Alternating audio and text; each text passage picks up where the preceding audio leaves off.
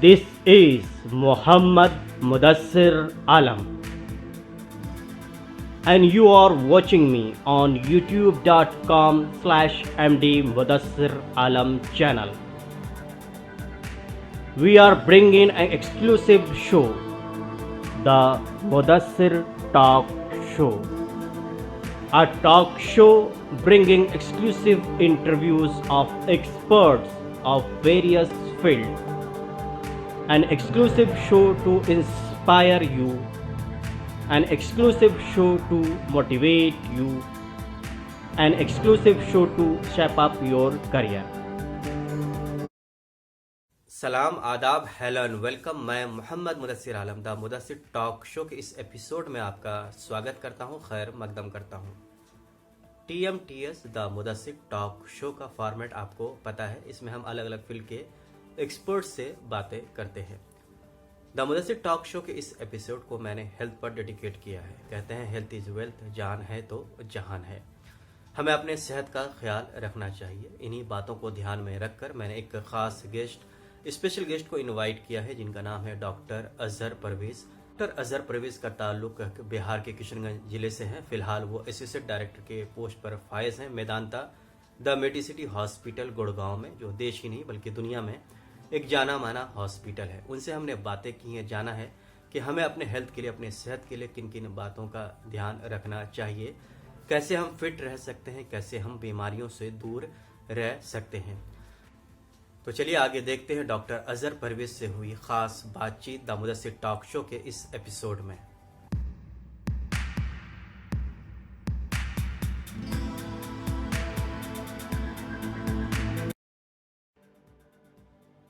The Mudassir talk show के इस episode में हमारे खास मेहमान स्पेशल गेस्ट हैं डॉक्टर अजहर परवेज, जिनका ताल्लुक किशनगंज जिले से। इनसे हम बात करेंगे, इनकी जर्नी के बारे में बात करेंगे, इन्होंने क्या क्या ऑब्जर्व किया है अपने इस लंबे करियर में। आपका स्वागत है, खैर मकदम है डॉक्टर अजहर परवेज साहब। शुक्रिया मुदस्सिर। हमारे शो का जो फॉर्मेट होता है, हमारे शो का फॉर्मेट है कि हम अपने गेस्ट का सबसे पहले इंट्रोडक्शन जानते हैं। तो आपसे रिक्वेस्ट करूंगा कि आप अपना ब्रीफ इंट्रोडक्शन दें ताकि लोग आपके बारे में जानें। मेरा नाम अजहर परवेज है और मैं किशनगंज का ही रहने वाला हूँ। पैदाइश मेरी किशनगंज के पीछे 10 किलोमीटर में एक गांव है, बूढ़ी मारी, वहाँ हुई थी। So this is brief about me. We are living by 4 brothers and 3 sisters. अभी हम लोग किशनगंज में मुकीम हैं और पिछले कई सालों से मैं दिल्ली, अलीगढ़ और अभी गुड़गांव में इस वक्त रह रहा हूँ। सो this is brief about me. And अभी रिसेंट टाइम में मैंने पिछले 2 साल से किशनगंज में अपनी ओपीडी महीने के तीसरे सैटरडे शुरू किया है, जो कि एक बहुत ही बड़ा इंकरेजमेंट मिला मुझे वहाँ के लोगों से। आपने इंट्रोडक्शन में ही छोड़ दिया कि आप कहाँ वर्किंग हैं, वो इंक्लूड कर देता, हमें भी पता चलता। अच्छा, सो जो प्रोफेशनल जर्नी है बहुत इंटरेस्टिंग है एक्चुअली। अगर आप पूछें तो जब इनिशियल हालात ऐसे थे तो मेरा जो बेसिक एजुकेशन था, which is actually the most memorable part of my life. So 1st to 5th मैंने अपना जो एजुकेशन है वो डाकूपारा स्कूल में कंप्लीट किया। मैं और मेरी छोटी बहन चटाई लेके वहाँ जाया करते थे। तो मैं हमेशा कहता हूँ कि मैं सेंट बोरिस से पढ़ा हुआ हूँ और सेंट चट्टिस से पढ़ा हुआ हूँ। मैंने बोरिस एंड चट्टिस का मतलब ये होता है बोरा चटाई लेकर के आप स्कूल जाते हो। और हर दिन जब मैं वहां जाता था तो कहीं ना कहीं मेरी नजर ऊपर की तरफ होती थी कि one day I will fly out of this place. And जब मैं वहां से आज फ्लाई आउट होकर के कहीं आ गया हूँ तो फिर जब वापस जाता हूँ I feel so proud of that situation, that particular 2 room school give me everything. तो दैट इज माई इंस्पिरेशन। फिर उसके बाद मैंने इंसानी स्कूल में अपनी पढ़ाई मुकम्मल की। 91 में 10th कंप्लीट करने के बाद फिर वही प्रॉब्लम आई।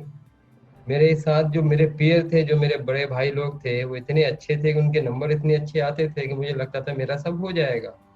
बट अल्टीमेटली जब मेरा रिजल्ट 70% आया है 10th के एग्जाम में तो मुझे लगा कि अब तो मेरा कुछ नहीं हो सकता। तो फिर मैंने एडमिशन 11th क्लास में मारवाड़ी कॉलेज में ले लिया। इस एडमिशन के बाद लेकिन कहीं ना कहीं मेरे बड़े भाई साहब जो असलम परवेज है, जिनका आपने पहले भी इंटरव्यू कंडक्ट किया था, उनको यकीन था कि हाँ कहीं ना कहीं मैं कुछ कर सकता हूँ शायद। मुझे भी नहीं पता था कि मैं शायद कुछ कर पाऊंगा। तो उन्होंने मुझे बहुत इनकरेजमेंट किया कि अलीगढ़ आना है। But I was not having any hope, क्योंकि 70% में अलीगढ़ में साइंस में सिलेक्शन नहीं होता। फिर लकीली उसी साल वहाँ पे एडमिशन में दाखिले वाले एग्जाम्स, एंट्रेंस एग्जामिनेशन पहली बार शुरू हुआ था 1992 में। तो जब मैं दाखिले के लिए आया था, that was also an another story of my life, that जब मैंने किताबें शुरू की अंग्रेजी की तो मुझे कुछ समझ में नहीं आ रहा था अंग्रेजी क्या करना है। तो अल्टीमेटली उन्होंने कहा कि हिंदी में एग्जाम दे लो, जब हो जाए तो फिर आगे में करते रहना। एक चीज मैं आपको ये बताना चाहता हूँ कि something if want to extract from me is the fact कि मैं कभी जिंदगी में कॉम्प्रोमाइज नहीं करना चाहता। मैंने कहा नहीं, फेल हो जाऊंगा, नहीं होगा चलेगा, लेकिन अंग्रेजी में ही एग्जाम दूंगा। तो वो जिंदगी के जो 17 दिन थे, I think nothing is going to replace that 17 days. I think उसमें 24 घंटे नहीं होते थे, उसमें 24,000 घंटे होते थे, और वही 24,000 घंटे मेरी जिंदगी में काम कर गए। तो फिर वो वहाँ पे सिलेक्शन हुआ, फिर उसके बाद +2 के बाद एमबीबीएस 99 में कंप्लीट हुआ। फिर एमएस सर्जरी करी मैंने 3 साल, फिर वहाँ पे भी कुछ गाइडेंस मिला। I always thankful to my seniors जो उन्होंने गाइड किया। फिर मैं अलीगढ़ से छोड़ के दिल्ली आया, वहाँ पे गंगाराम हॉस्पिटल जो न्यू दिल्ली में है, वहाँ पे अपनी सुपर स्पेशलिटी कंप्लीट की। तो मैं बेसिकली एक जीआई सर्जन हूँ। जीआई मीन्स जो गैस्ट्रो एंड डाइजेस्टिव सिस्टम है। एंड उसके बाद फिर मैं कंसल्टेंट बना मेदांता मेडिसिटी जो गुड़गांव में है। और पिछले 10 साल से एक जर्नी इस तरह से है कि गॉड इज वेरी काइंड कि right now I am N director in upper GI cancer. तो जो अपर फूड पाइप के कैंसर स्पेशलाइजेशन सर्जिकल पार्ट होती है, मैं उसको हैंडल करता हूँ।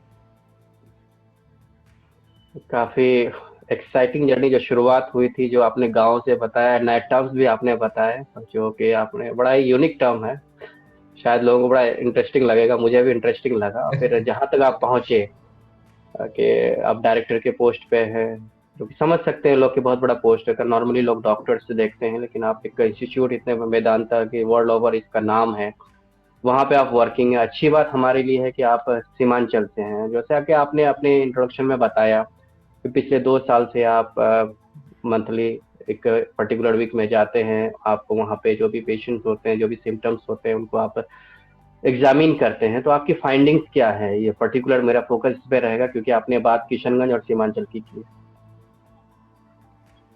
ये हमेशा से लोगों का बहुत वो था कि मैं किशनगंज में वापस जाऊं, काम शुरू करूं। तो जब मैं इस लायक हुआ और मैं जाना शुरू किया, तो मैंने 3-4 चीजें नोटिस की जो किशनगंज में बहुत कॉमन थी।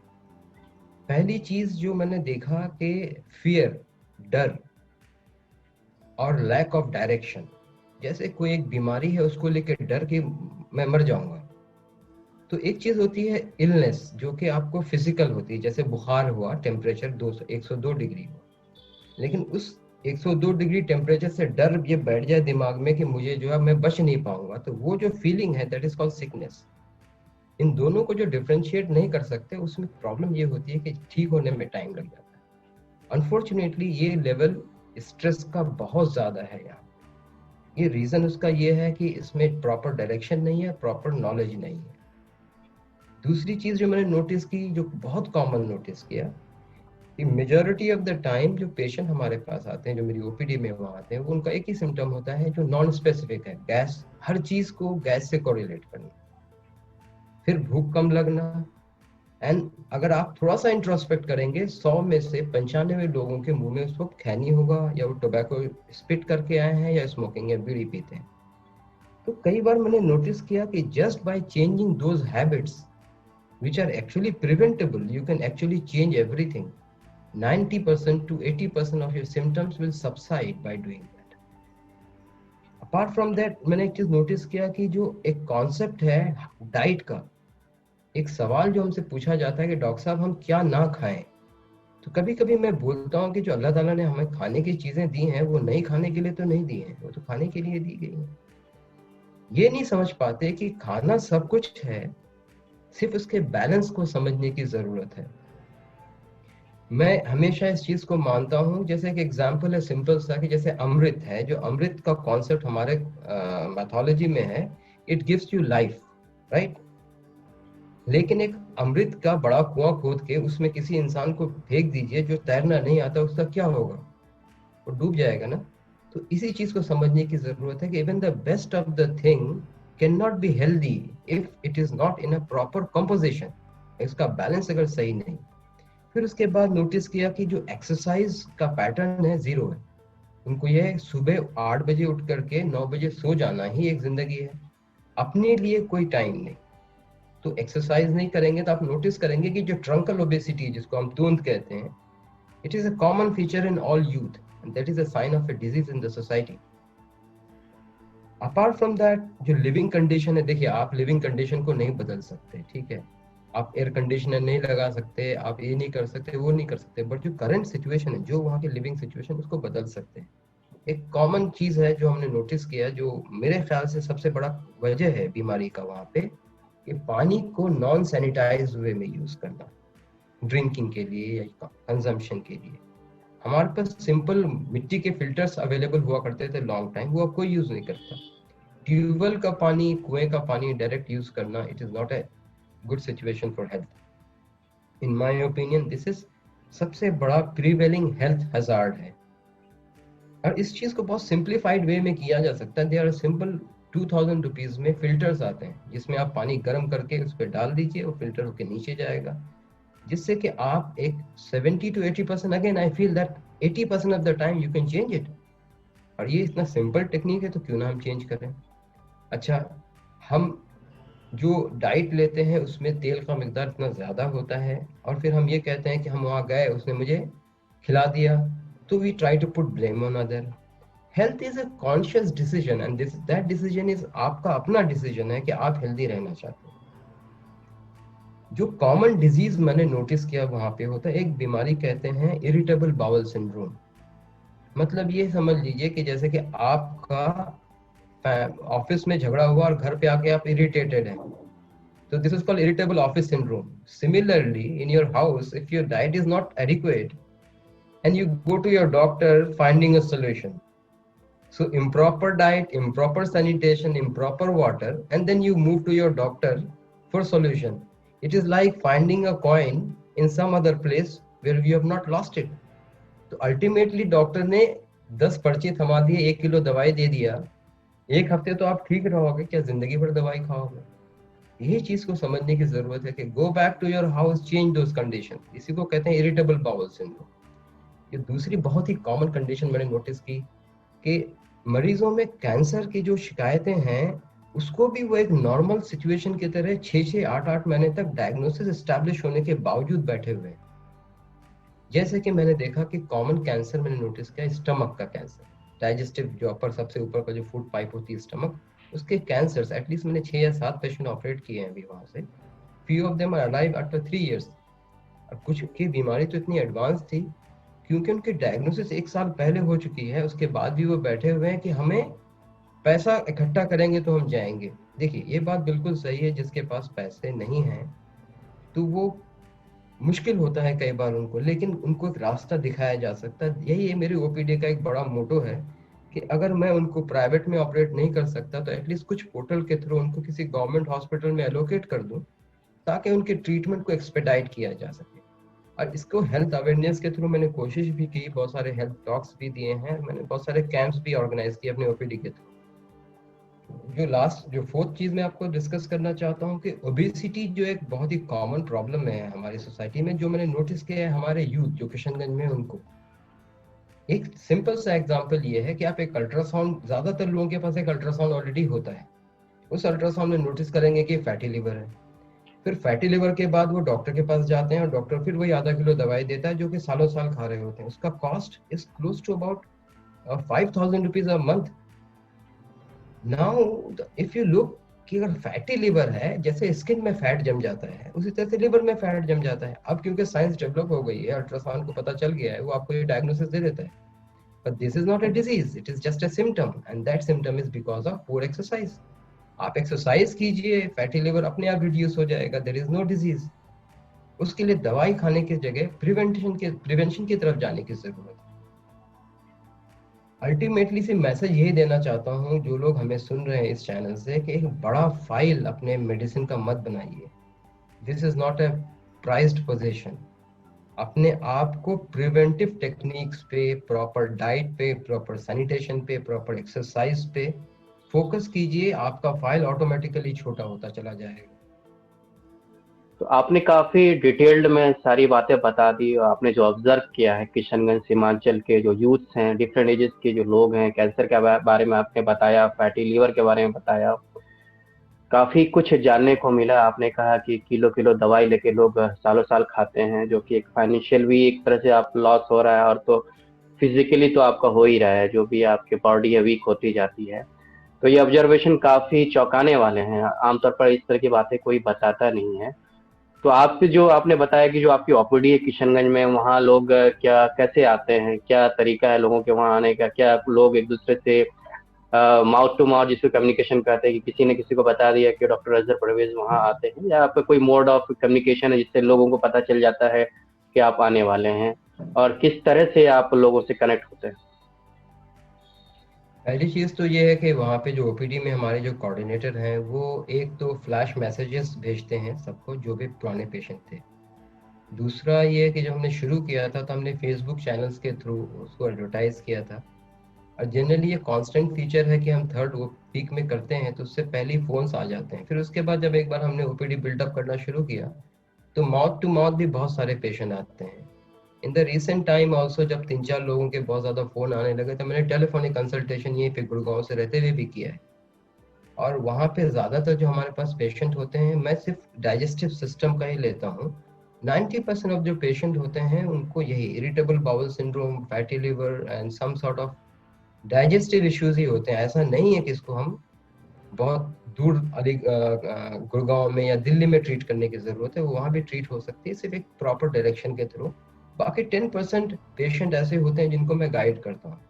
और एक और बहुत अच्छी चीज हुई है कि वहाँ से लोगों के फोन आते हैं मुझे, जिससे मैं एटलीस्ट उनको बता सकता हूँ कि इस डॉक्टर या इस स्पेशलिटी को दिखाना है। There are lot of patient जिनके पास फाइनेंशियल कंस्ट्रेंट होता है। तो मेरे बड़े सारे दोस्त हैं जो यहाँ पे ऑल इंडिया इंस्टीट्यूट या जीबी पंत हॉस्पिटल, जो गवर्नमेंट के सबसे बड़े इंस्टीट्यूशन हैं दिल्ली में, तो उनको मैं वहाँ भी गाइड करता हूँ कि वहाँ जाओ, उनसे मिलो, इस तरह से करके तो काफी लोगों का ट्रीटमेंट भी पॉसिबल हो पाया है। तो इस तरह से आई थिंक ओपीडी के थ्रू काफी हेल्प हो रहा है, और आगे भी मैं उम्मीद करता हूँ कि ये हेल्प होगा वहाँ के लोग के। तो ये ओपीडी किस फॉर्मेट में काम करता है, या क्या ये एक चैरिटेबल फॉर्मेट है, या फिर आप जो एक स्टैंडर्ड प्रोसेस होता है जो ओपीडी चार्जेस होते हैं और उससे कनेक्टेड जो पैथोलॉजिकल टेस्ट होते हैं वो फिर आप कहाँ से करवाते हैं? ओके, सो जो ओपीडी हम करते हैं वो सैटरडे के तीसरे हफ्ते होता है। यूजुअली हम 2 बजे से 9 बजे रात तक करते हैं, फिर दूसरे दिन संडे में 10 बजे से 1 बजे तक। और ये ओपीडी प्री एडवर्टाइज होता है, जैसे हमने आपको पहले भी बताया था। इस ओपीडी का motto, this is a OPD not a personal OPD by me, तो ये मेदांता मेडिसिटी के थ्रू होता है, and it is a official OPD through which we get a registration number. And because it incurs some cost for me, for the hospital to incur cost in terms of कि मुझे वहाँ जाना है, अब वापस आना है, तो इसलिए it is not a free OPD of course, but हाँ ये सब्सिडी हमारे पास होती है कि we can do some discounts जो कि privileged नहीं होते हैं। यूजुअली इन्वेस्टिगेशंस के लिए मेरे को ऐसे रिकमेंडेशन नहीं है कि इस लैब से करना है या उस लैब से करना है, बट मेरा इंक्लिनेशन ये होता है कि इन्वेस्टिगेशन में बहुत ही कम कराता हूँ। समटाइम कभी तो मरीज कई शिकायत करते हैं कि भाई डॉक्टर साहब ने इतना देख लिया, दवाई भी 2 दी और जांच भी नहीं कराया, तो ये कैसा इलाज हुआ? तो ये मेंटालिटी मैं कई बार नोटिस करता हूँ, तो इससे मैं कई बार कैरी अवे नहीं होता हूँ। बट हाँ ये है कि कहीं ना कहीं मुझे लगता है कि यही सही फॉर्मेट है, क्योंकि सबसे ज्यादा इंपॉर्टेंट चीज ये है कि आप थोड़ा सा मरीज के साथ टाइम स्पेंड करें। 90% of the time people feel so satisfied, but overall I have seen God's grace के रिस्पॉन्स बहुत अच्छा है। क्लोज टू अबाउट 40-45 पेशेंट्स तक हो जाते हैं कई बार ओपीडी में। अगला सवाल इसी से जुड़ा हुआ है। जैसे आपने कहा कि 2 मेडिसिन लिखा आपने इतना इन्वेस्टिगेशन नहीं लिखा, तो मरीज एक तरह से साइकोलॉजिकली उनको लगता है कि ज़्यादा इलाज अच्छे से हुआ नहीं। और ये कॉमन ट्रेंड है, अगर कहें तो हमारे इलाके में ज़्यादा है कि डॉक्टर ज़्यादा दवाइयाँ लिख दें या टेस्ट लिख दें तो उसके बाद ही एक अच्छा डॉक्टर हो सकता है। तो इस तरह का जिसको हम कह सकते हैं कि सोशल टैबू है एक तरह से, कि टैबू है, लोगों के दिमाग में ये बात चलती है। तो इससे आप कैसे उबर पाते हैं, क्योंकि वहाँ पे काफ़ी चैलेंजिंग होता होगा आपके लिए, खासकर किशनगंज में ऐसे मरीजों का साइकोलॉजिकल तरह से आपको काउंसलिंग करनी पड़ती होगी, क्योंकि आपने कहा कि 90% केसेस तो आपकी काउंसलिंग से ठीक हो जाती है।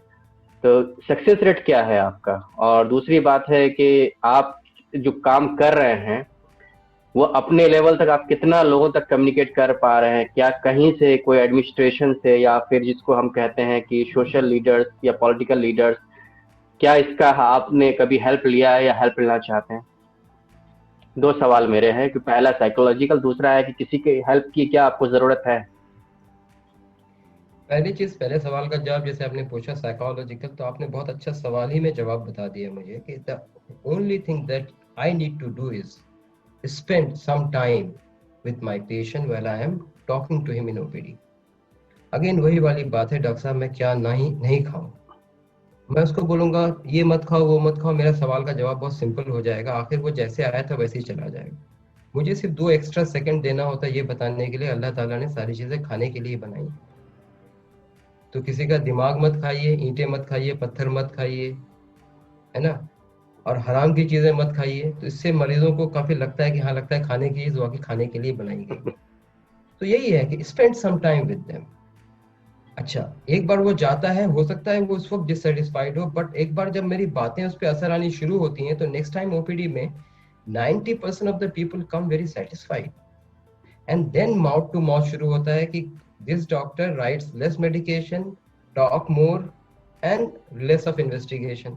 तो ये हेल्प होता है एक्चुअली। दूसरे सवाल का जैसे आपने कहा कि किसी पॉलिटिकल या फिर किसी सोशल सपोर्ट की जरूरत, तो जैसे कि मैंने नोटिस किया ओपीडी में जाने के बाद वहाँ के जो 4-5 आपके जो लोकल एमएलएज हैं उन सबको मैं ट्रीट कर चुका हूँ। Okay.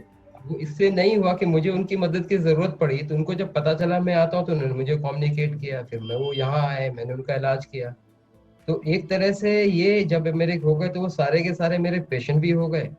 And then luckily believe me this is no need for any sort of support.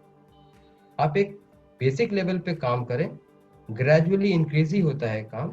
और कोई ऐसा कभी मैंने महसूस भी नहीं किया कि कोई मुझे प्रॉब्लम क्रिएट कर रहा है वहाँ पे, नहीं, कभी नहीं। I have always got a support from all the sector. Even जो वहाँ के जो लोग हैं, जो वहाँ के जो लोकल लोग हैं जो वहाँ पे हैं, वो भी काफी सपोर्ट करते हैं। कई बार तो शाम में आते हैं, डॉक्टर साहब बहुत अच्छी बात है आप आते हो, ये करते हो, करते हो, तो फील गुड अबाउट इट। एक 2 सवाल और रह गए हैं, अगर आपके पास वक्त हो तो क्या मैं पूछ सकता हूँ? Sure sure.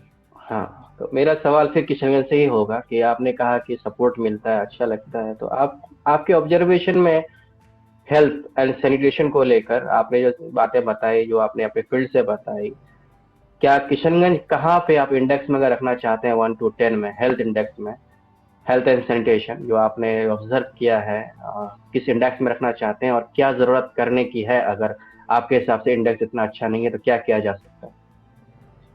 शुक्रिया बहुत बहुत, ये बहुत ही एक्चुअली अहम सवाल है। और अच्छी चीज़ ये है कि आपने सवाल पूछा और उसका जवाब भी मुझसे पूछा। मेरे ख्याल से unfortunately I am very sad to tell you that may be we are at 1 or 2 out of 10। ठीक है, अच्छा, ठीक है, मैंने ये बोल दिया, ये बहुत बड़ी बात नहीं होगी। इसको चेंज करने की जो बात है, मैं शुरुआत कुछ इस तरह से करना चाहता हूँ कि एवरी टाइम जब आप दिल्ली की सड़कों पे जाते हो, रेड लाइट में जब आप इंतजार करते हो, आपको बुरा लगता है कि कितना ट्रैफिक है, हम कैसे काम चलेगा ऐसे। और the next moment when you get a chance, आप वो रेड लाइट ब्रेक करके भाग जाते हो। फिर आप कहते हो कि हमारी कंट्री खराब है, हमारे पॉलिटिशियंस खराब हैं, हमारे सर्कमस्टांसेस खराब हैं, सब कोई खराब है सिवाय मेरे। तो जब तक ये जिम्मेदारी इंडिविजुअली हम नहीं लेते कि I want to be healthy first, I want to change the circumstances in my house, I want to clean my locality, then only you can clean Kishanganj। हम आम वहाँ के जो एडमिनिस्ट्रेशन से बोलते हैं कि चलिए आपने मेडिकल फैसिलिटी नहीं बनाया है यहाँ पे, ठीक है, नहीं बनाया, नहीं है, बनने में शायद 10 साल लग जाएंगे, लेकिन जो फैसिलिटी है उसको क्या आपने सपोर्ट किया? कि आपके आसपास जो सिचुएशन थे उसको बदलने की कोशिश की? तो हमारी जो अपनी जिम्मेदारी, मेरा जो पर्सनल जो हमारा कॉन्ट्रीब्यूशन है वो जीरो है।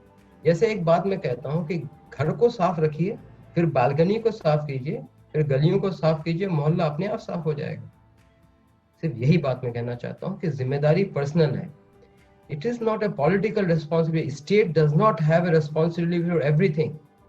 Individual responsibility is also there. Are we doing that? मतलब हम कंट्री को बदलने के लिए कंट्री के हुक्मरानों से बदलने की बात करते हैं, क्या हमने अपने आप को कभी बदला? वो हम नहीं बदल सकते, बट ये तो हम बदल सकते हैं। तो शुरुआत करने के लिए हमें इंडिविजुअली एज ए यूनिट पहले बदलने की जरूरत है। मुझे पता नहीं क्यों लगता है कि अगर हम इसको थोड़ा सा करें कि हमारा जो वहाँ पे जो गवर्नमेंट हॉस्पिटल है उसको अपग्रेड किया जा सके, किसी तरह से अपलिफ्ट किया जा सके, तो एक्चुअली बहुत फायदा हो सकता चलिए, आपने काफी सवालों का जवाब दिया, लेकिन जो हमारे शो का फॉर्मेट है इसको काफी यूथ देखते हैं। जो आप जिस फील्ड से आते हैं, मेडिकल साइंसेस, उसके तो काफी ज्यादा डिमांड है हमारे इलाके में। यूँ कहें तो जैसा कि लोग बोलते हैं कि जो भी बच्चे होते हैं स्कूल जाएं या कॉलेज में जाएं तो दो ही ऑप्शन को हमारे जमाने से ही या उससे पहले से भी रहा, क्या बनना है, तो डॉक्टर या इंजीनियर। ठीक है, तो मैं चाहूंगा कि क्योंकि आपने अपनी जर्नी बताई जो चटाई से शुरू हुई थी और एएमयू से आपने एमबीबीएस किया, फिर वहां से आपने सर्जरी की और आप एक अच्छे पोस्ट पर हैं अभी। तो आप जो यूथ से जो इस तरह से एस्पायर कर रहे हैं एमबीबीएस करने के लिए या इस फील्ड में जाना चाह रहे हैं, उसके लिए आप क्या मैसेज देना चाहेंगे, क्या टिप्स देना चाहेंगे? एक ही दो चीज है, जैसे कि आपने शुरू किया कि जब हम पढ़ के 10th पास करते हैं तो वालिद साहब पूछते हैं कि मैथ तो इंजीनियरिंग, बायोलॉजी तो डॉक्टर। बदल दीजिए इस सोच को। दुनिया में बहुत सारी चीजें करने के लिए। आपको इंजीनियर या डॉक्टर बन करके सोसाइटी का भला नहीं करना, आपने कुछ भी करके भला कर सकते हैं अगर आपके अंदर इंटेंट है भला करने का। दूसरी चीज, आप सोसाइटी का भला नहीं कर सकते जब तक आप अपना भला नहीं करते। तो ultimately today is the age of information and technology. आप व्हाट्सएप में 15 मिनट लगाते हैं, फेसबुक में 1 घंटे लगा देते हैं, थोड़ा टिकटॉक भी देख लेते हैं। सिर्फ 10 मिनट आप इंफॉर्मेशन टेक्नोलॉजी में जो प्लेटफॉर्म्स हैं, गूगल हैं या बहुत सारे सर्च इंजन हैं, जहाँ पे पता करिए कि what is my career option if I am at 10th standard and I want to study biology. आपको पता चल जाएगा। तो इंफॉर्मेशन जो सिस्टम पहले नहीं थी आज ओपन है, लेकिन हम इंफॉर्मेशन कहाँ ले रहे हैं? टिकटॉक से या फिर व्हाट्सएप से या फेसबुक से। सो अगर पहली चीज तो मैं हमेशा मानता हूं कि आपके अंदर एक डिजायर होने की जरूरत है। आप क्या करियर परसू करते हैं वो इम्पोर्टेंट नहीं है, लेकिन आप क्या उसको परसू करते हैं, उसके अंदर आप एक्सीलेंस अटेंड करना चाहते हैं, तो उसके लिए कंटिन्यूअस मेहनत करने की जरूरत है। मैं क्योंकि डॉक्टर हूं और इसी फील्ड से बिलोंग करता हूं, तो बहुत सारी और भी चीजें हैं बीइंग अ डॉक्टर। सही, ये कई बार ये होता है कि 2 नंबर से आपका रह जाता है, आप एमबीबीएस में नहीं सिलेक्शन होता है, तो दुनिया खत्म नहीं हो गई। एक तो रास्ता मिल गया आपको अल्टरनेटिव्स का। पीडीएस है, डेंटल साइंसेज हैं, देयर इज पैरामेडिकल साइंसेज, जैसे ओटी टेक्नीशियंस होते हैं, स्क्रब नर्सेज होते हैं, नर्सिंग है, there are lot of thing, easy way to get into. तो अगर अच्छा, तीसरी चीज ये कि बच्चे की काउंसलिंग पेरेंट के जरिए से होनी चाहिए।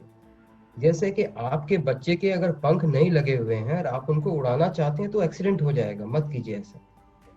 आप समझिए कि आपके बच्चे के अंदर लिमिटेशंस क्या हैं, और उसको ये मत बताइए कि अगर तुम डॉक्टर नहीं बनोगे तो जिंदगी खत्म हो गई, या इंजीनियर नहीं बनोगे तो जिंदगी खत्म हो गई। There are 1000 other things and believe me, they do better than a doctor and engineer today. You can be a freelancer, you can be जैसे career counsellor, some of you can be a very good orator. तो वही वाली बात है कि स्कूलों को ये पता होता है कि there is one way and it is good for everybody. So if you feel that कि एक ही रास्ता है वो सबके लिए बराबर है, तो आप मीडियोक्रेसी की तरफ जा रहे हैं, एक्सेलेंस की तरफ नहीं। और इंटेलिजेंस जो होती है ना, intelligence is not about going into the T point and taking a Google assistance की राइट टर्न लेना है तो राइट ही ले लिए। इंटेलिजेंस बहुत ही खड़बड़ाहट वाली पानी होती है। जैसे बरसात में जो पानी नदियों में गुजरता है ना, उसके अंदर बहुत कटाव होता है, दैट इज इंटेलिजेंस। उसको सही डायरेक्शन कर दिया तो पूरे सालाना, जो पूरे साल का जो आपका खेती है उसका, उसकी सिंचाई के लिए पानी का काफी हो इंतजाम जाता हो है। गया। हाँ, अगर उसने का डायरेक्शन सही नहीं लिया तो इतना काट देगा कि कई बगल वाले जैसा गांव बन जाएगा हमारा, जिसके की ज्योग्राफी चेंज होती रहती है। तो this is all about intelligence. एक गाइडेंस की जरूरत है।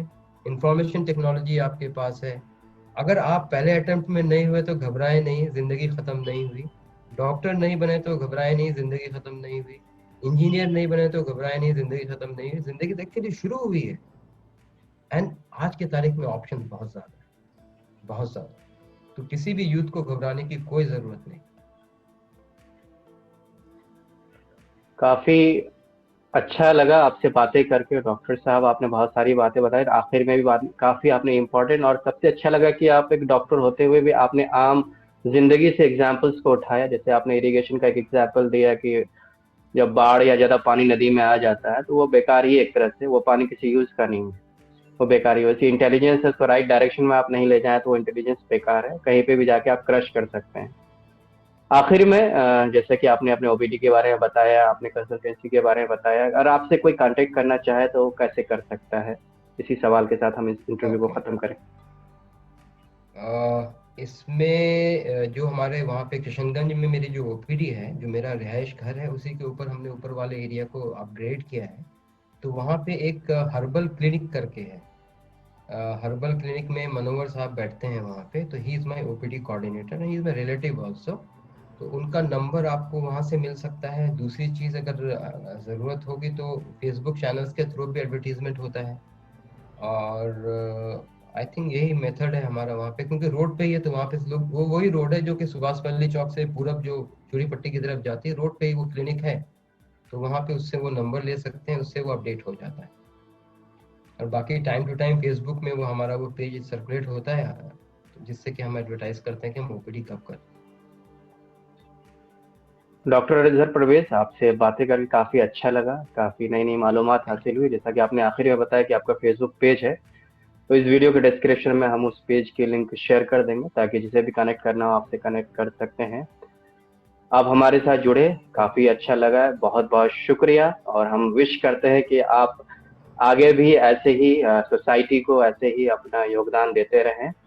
और जो आपने एक तरह से मुहिम शुरू किया है कि इलाके के लोगों को, जो आप जैसे लोग परेशान रहते हैं खाने-पीने से, आप हर किसी को उस लेवल तक पहुँचाएँगे, हर कोई फ्री होके खा सकता है।